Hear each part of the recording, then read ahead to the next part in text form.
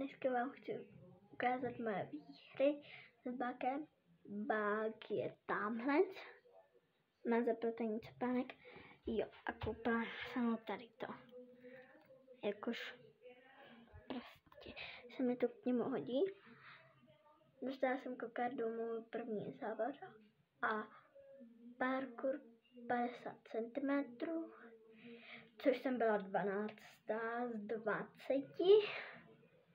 a umísťovala se od 6, ale to bylo jakože na limit do 30 sekund a potom jsme se ještě mohli nechat startovní číslo. Já jsem měla teda 71, to jsme si vylosovali po slepu.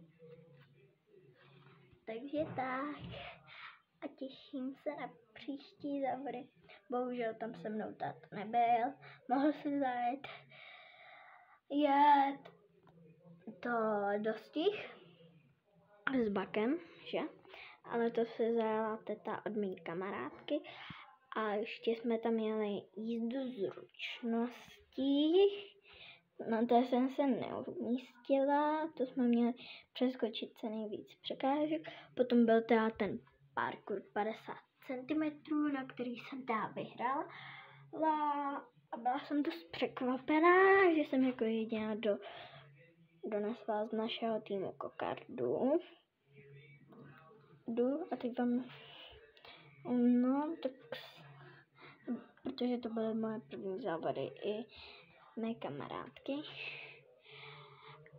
Takže tak.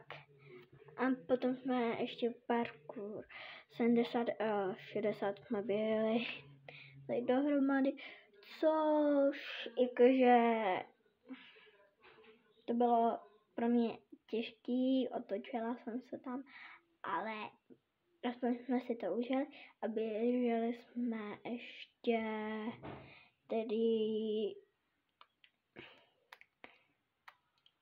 ten dostih, což bylo vše. Tak čau.